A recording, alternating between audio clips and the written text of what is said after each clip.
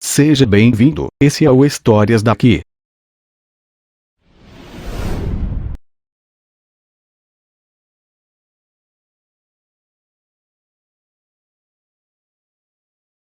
A data era propícia. Terminava a noite de finados de 2009 quando Orlando Mota Jr., o Macarrão, um dos líderes dos ataques do PCC que paralisaram São Paulo em 2006, ligou desesperado, de dentro de sua cela, para o 190 pedindo socorro. Querem me matar. Me tirem daqui. Quero ser transferido. No dia anterior, um domingo, os passarinhos usaram o horário de visitas para levar a ordem, também conhecida como salve, da facção aos detentos da penitenciária 1 de Avaré. Macarrão, então com 36 anos e condenado a 48 anos de reclusão, que cumpria pena em uma das celas do Raio 1, deveria morrer. A ordem, acompanhada de uma arma de fogo, era da cúpula do PCC com aval do líder máximo da facção, Marcos Williams Erbas Camacho, o Marcola. Os detentos da P1 de Avaré passaram a segunda-feira cerrando as grades e continuaram noite adentro. A intenção era chegar à cela de Macarrão e executá-lo ainda na madrugada de terça-feira. Mas o barulho imprevisível na noite dos mortos acordou a presa que, apavorada e acuada, usou o celular escondido na cela para pedir ajuda. Foi retirado e salvo pelos agentes penitenciários. Segundo uma testemunha mantida em uma penitenciária de segurança máxima do Oeste Paulista, a execução seria em represália a um motim interno da facção promovido por Macarrão no final de 2008. Insatisfeito com a administração de Marcola, Macarrão teria obtido apoio de outros integrantes da Sintonia Final Geral, como é chamada a diretoria da facção, sediada na penitenciária 2 de Presidente Venceslau, e se rebelado com seu grupo. Macarrão era da alta cúpula do PCC. Na década de 1990, tinha cumprido pena na mesma penitenciária de Avaré com Marcola e outros líderes da facção e participado em 1999 da rebelião da Casa de Custódia e Tratamento de Taubaté, o Piranhão, onde o PCC foi fundado, em 1993. Depois dos ataques, foi levado junto com Marcola para a penitenciária 2 de Presidente Venceslau, unidade em que a Secretaria de Administração Penitenciária, SAP, colocou todos os líderes da facção na esperança de evitar as rebeliões em série e de controlar os criminosos. Em Venceslau, Macarrão se tornou um dos homens fortes do PCC, responsável pela sintonia dos gravatas, a ala dos advogados da facção. E também era uma espécie de porta-voz da Sintonia Final Geral, formada por 9 integrantes. No entanto, desentendimentos com Marcola e a prisão de advogadas que prestavam serviços para a facção teriam causado o rompimento da relação.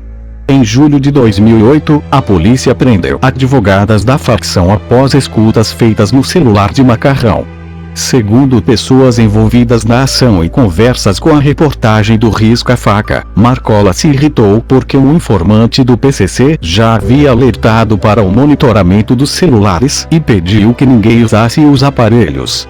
Macarrão desobedeceu e facilitou com isso a prisão das advogadas. Marcola decidiu que o custo das prisões seria bancado com dinheiro particular de Macarrão.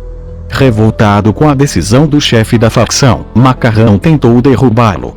Durante um motim, Marcola teria sido agredido, sendo espancado por alguns companheiros, um deles essa testemunha, de codinome Chocolate, cujo nome é mantido em segredo pelas autoridades do sistema penitenciário.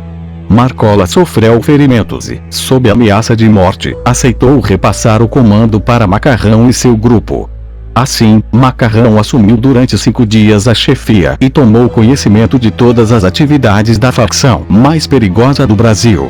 No entanto, por falta de controle da situação, Macarrão enfrentou resistência dentro do próprio grupo, que à sua revelia, negociava a volta de Marcola, e acabou expulsando Macarrão da Sintonia Final Geral. A expulsão ocorreu apenas 5 dias depois de Macarrão assumir o comando. Parece pouco, mas foi tempo suficiente para que ele conhecesse as principais informações da facção. Ao reassumir o controle da Sintonia Final Geral, Marcola aceitou o acordo com o grupo dissidente ao prometer não eliminar nenhum dos líderes, mas manteve a sentença de morte para os detentos que o espancaram. Ao ser derrotado e expulso do grupo, Macarrão conseguiu transferência da P2 de Venceslau. Mas só descobriu que também estava jurado de morte na noite de finados de 2009.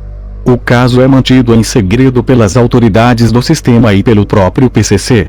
Há cerca de 2 semanas, Chocolate, um dos agressores de Marcola, teve de ser transferido para uma ala mais segura do sistema, porque integrantes do PCC descobriram o presídio onde ele cumpre pena no seguro, uma ala destinada aos jurados de morte. Ele está perdido e certamente, cedo ou tarde, será localizado e morto, disse um agente que participou de sua remoção.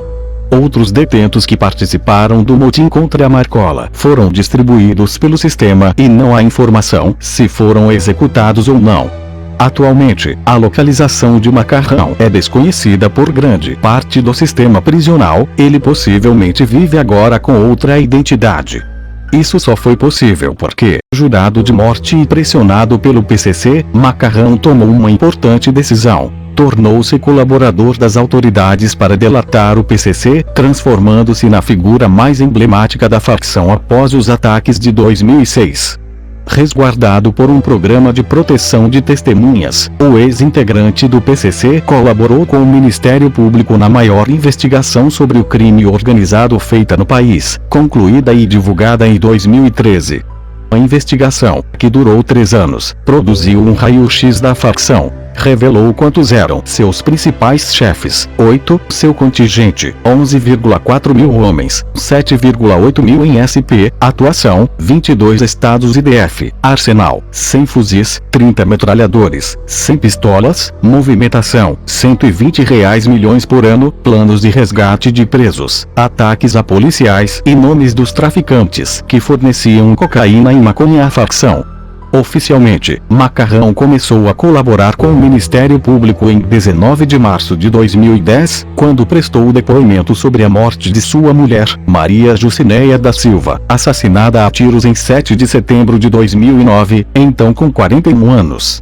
Na manhã daquele feriado, por volta das 8h30, Neia, como era conhecida, saía para a frente da casa de sua mãe para varrer a calçada, na Rua dos Evangélicos, bairro Campo dos Alemães, na zona sul de São José dos Campos. Distraída com a limpeza, Neia não percebeu que um carro preto se aproximou. Do banco de carona, um homem armado disparou várias vezes.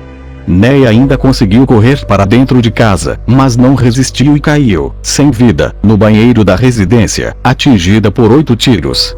O homicídio foi encomendado por um tribunal paralelo do PCC, reunido pela Sintonia Final Geral dentro da P2 de Venceslau.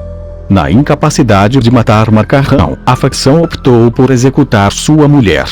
O Ministério Público obteve a gravação na qual Edilson Borges Nogueira, o Birosca, integrante da Sintonia Final Geral, afirma que o salve fora dado por conta de uma traição ocorrida dentro do PCC. Oficialmente, a traição seria a delação de Macarrão, que teria apontado outro integrante do PCC, Elvis Riola de Andrade, o cantor, como o autor dos disparos que mataram o agente Denilson Dantas Jerônimo, no dia 3 de maio de 2009, na cidade de Álvares Machado, próxima a Venceslau. Considerado linha dura, Jerônimo era agente do Centro de Readaptação Penitenciária, CRP, em Presidente Bernardes, a unidade de internação e isolamento de presos periculosos. Jerônimo foi surpreendido com a namorada, dentro de seu carro, e morto com diversos tiros de pistola calibre 380. A namorada escapou ilesa.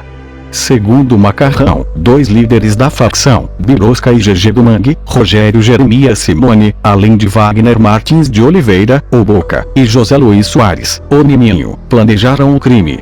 Elvis, o cantor, era puxador de samba da Gaviões da Fiel e foi preso em 27 de maio de 2010. O assassinato da mulher de Macarrão agravou a crise interna na facção. O caldeirão começou a ferver. Macarrão prometeu eliminar todos os parentes dos detentos da cúpula do PCC e a facção jurou revidar matando mais parentes de Macarrão. A ameaça de Macarrão fez com que as mulheres dos líderes usassem carros blindados e escoltados com seguranças nas visitas aos maridos na P2. A movimentação chamava a atenção das pessoas que passavam pelo local, com os carrões à prova de bala e dos seguranças. No entanto, recolhido e sob proteção do programa de testemunhas, Macarrão não cumpriu sua promessa. Não tínhamos essa noção de que Macarrão pudesse ganhar tanta força dentro da facção, disse um ex-diretor de inteligência da SAP, especialista em PCC, que participou das ações para frear a facção. Para nós, ele era apenas o quinto na ordem de importância, embora fosse um organizador de rebeliões, talvez o principal incentivador do PCC, além de porta-voz da diretoria e responsável pelos advogados, contou. Mas não duvido de que ele possa ter derrubado Marcola e ficado no comando por alguns dias, completou a fonte, que foi ameaçada de morte por Macarrão por ter influenciado em decisão que levou o detento a cumprir pena no regime disciplinar diferenciado, RDD, após uma rebelião. Outra autoridade do sistema confirmou as informações, dizendo que Chocolate, por motivos de segurança, está em uma ala de seguro de uma penitenciária de segurança máxima do interior de São Paulo. Logicamente, trata-se de um detento que está condenado à morte pelo PCC, que controla grande parte das penitenciárias e por isso há necessidade de muitos cuidados, disse a autoridade. A informação que temos é de que ele é procurado pelo PCC por ter espancado Marcola durante um motim interno do PCC. A história da delação de Macarrão colocou em risco anos da construção daquela que é chamada de fase paz e amor do PCC. Depois dos ataques de 2006, o PCC, influenciado pelos ensinamentos do ex-guerrilheiro chileno Maurício Hernández Norambuena, sequestrador de Washington Oliveto, mudou sua estratégia de atuação, deixando de praticar grandes assaltos para fazer do tráfico de drogas, maconha e cocaína, principalmente, sua principal fonte de receita. Com isso, em 2010, o PCC já participava de 90% dos pontos de tráfico do estado de São Paulo. Além das bocas que já existiam, o PCC abriu novos pontos em praticamente todas as cidades do estado, incluindo municípios pequenos, de 10 ou 15 mil habitantes, diz o juiz corregedor Emerson Sumariva Júnior, da Vara de Execuções Criminais de Araçatuba, responsável por 30 mil processos de 15 mil detentos. A intenção era se desfazer da imagem de violência que ficara após os ataques, quando o PCC matou também civis, e reduzir a possibilidade de penas longas ou mesmo a morte de seus integrantes. A estratégia deu certo, auxiliada pelos interesses da segurança pública estadual em ver reduzidos os crimes de homicídios no estado. A queda das estatísticas de violência é proporcional ao sucesso da atividade do PCC, afirma um ex-diretor da SAP, especialista em PCC, que atuou na custódia de líderes da facção e prefere não ter o nome revelado por motivos de segurança. A facção tem entre seus maiores clientes os detentos do sistema penitenciário do estado de São Paulo, que abrigava, até dia 9 de maio de 2016, um total de 230.743 detentos em 164 presídios, 90% deles, segundo o Ministério Público Estadual, sob o controle da família, como é chamado PCC entre seus irmãos. Enquanto paralisava as ações midiáticas, o PCC aprimorava a venda de drogas. Passou a entregar maconha e cocaína em consignação, o que fez com que usuários se transformassem em pequenos traficantes.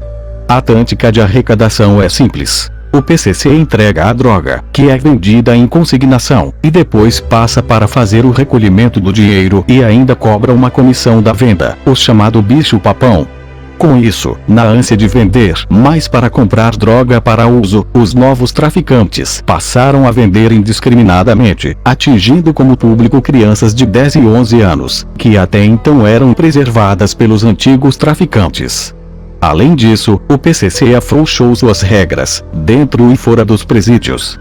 Para se ter uma ideia, a facção incluiu em seu regimento 2 artigos em que os tribunais passam a atuar em pequenas causas, como brigas de vizinhos e de marido e mulher, numa tentativa de apaziguar os ânimos, diz o especialista.